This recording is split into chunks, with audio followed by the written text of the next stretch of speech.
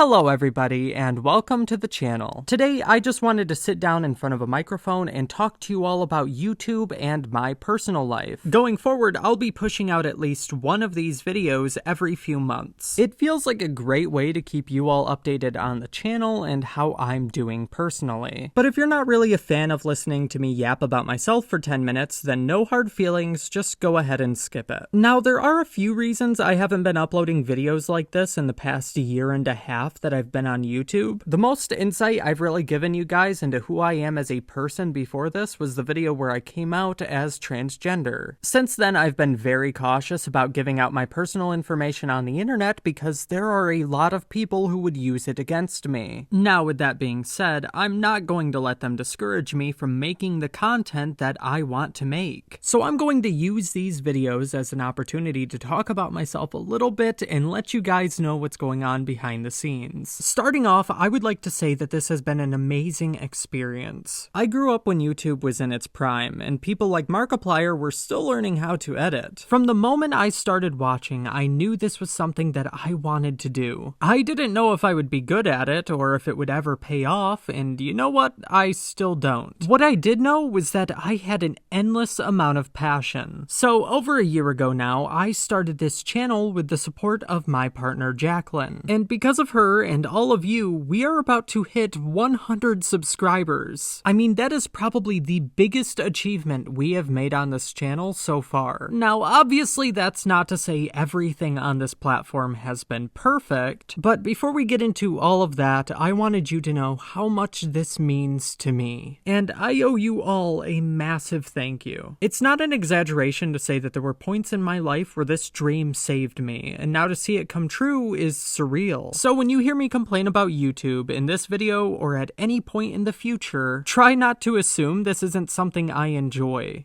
Alternatively, just because I enjoy doing YouTube doesn't necessarily mean that it's easy. I've seen this misconception a lot regarding content creators and how we don't work hard enough for the amount of money we make. They look at people like Markiplier and Jacksepticeye who have probably made millions of dollars playing video games, and they think it must be that way for everybody on YouTube. Unfortunately, they're like the 1% of the 1% of the 1% of content creators. A lot of people on this platform like myself don't make any revenue off of their videos. And I can't speak for all of them, but I know that I spend hours every day working on my content. Sure, some of that work can be easy, but it's also incredibly time consuming. Now, try not to misunderstand me. I am not complaining that I don't get paid for this work. I knew when I started my channel that if I were to ever make a penny off of one of my videos, it probably wouldn't be for a couple of years at least. That's just how YouTube is for most people on the platform. It can be incredibly stressful and exhausting, especially if you're trying to balance YouTube with a personal life, relationships, and a paying job. You are essentially throwing away all of your free time, and that is just one of the ways that jobs like these can have a very strange effect on your mental health. We all know that people on the internet act differently than they do in real life. For whatever reason, it just seems to bring out the worst in some people, and suddenly they think they can say whatever they want.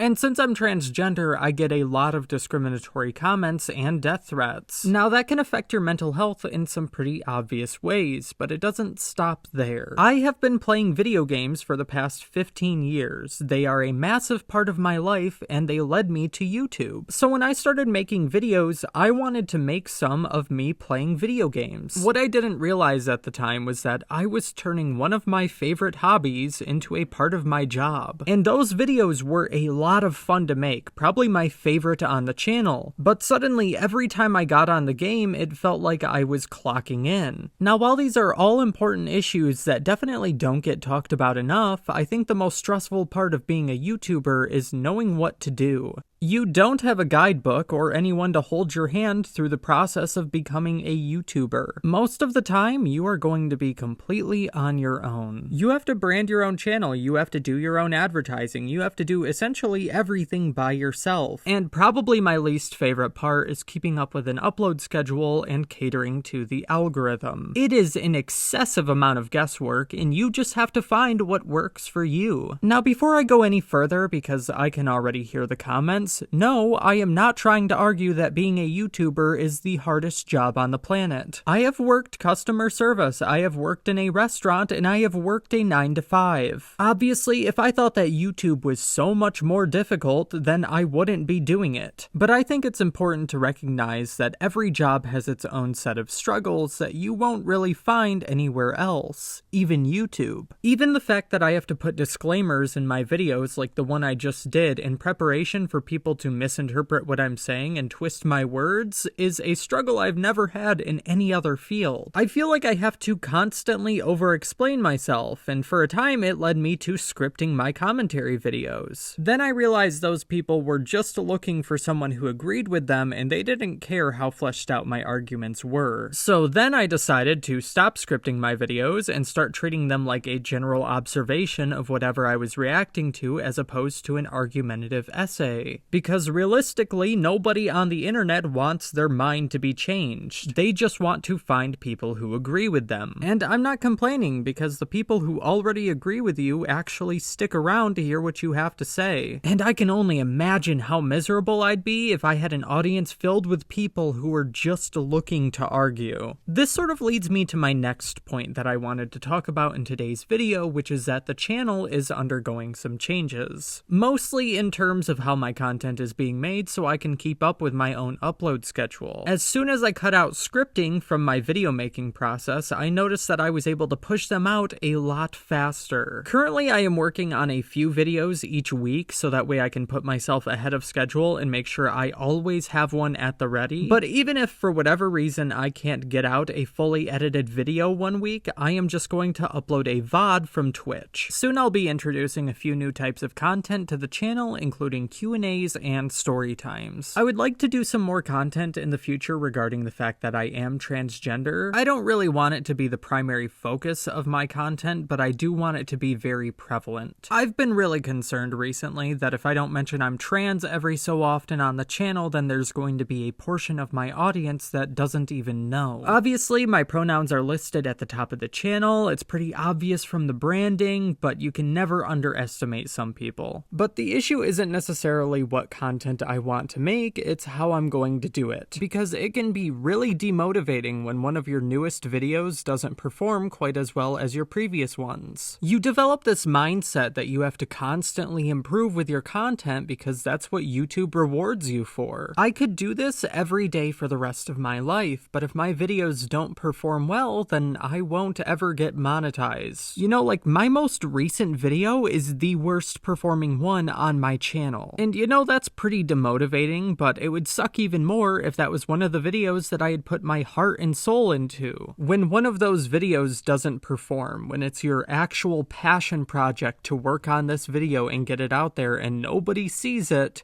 I mean, words cannot describe how depressing that is. And that leads a lot of people to do lower quality content because they can push it out faster, and if it doesn't perform, it doesn't hurt as much. The platform itself drains so much heart and soul out of people's content. Jay Schlatt actually made a great video about this more recently and compared these feelings to the Skinner box. Basically, the Skinner box was an experiment conducted by a researcher named B.F. Skinner where he would put mice in a box with a button, and every time they pressed the button, they would get a treat. Eventually, the mice formed a correlation between pressing the button and receiving a treat, so they would continue doing it even when they got treats less and less often. When we upload a new video to YouTube, we are pressing that button, hoping it performs well. If you haven't already seen Schlatt's video, even if you aren't a fan of him, I strongly suggest you do so. Now, like I said at the beginning of the video, none of this means that I'm not enjoying YouTube. These are just some general observations of the platform and my channel. Now, I think that is everything I wanted to talk about in today's video. If you enjoyed, please consider leaving a like and subscribing to the channel. As always, you are welcome to share your own thoughts and feelings in the comments section below. Thank you all for watching, and I hope you have a fantastic rest of your day.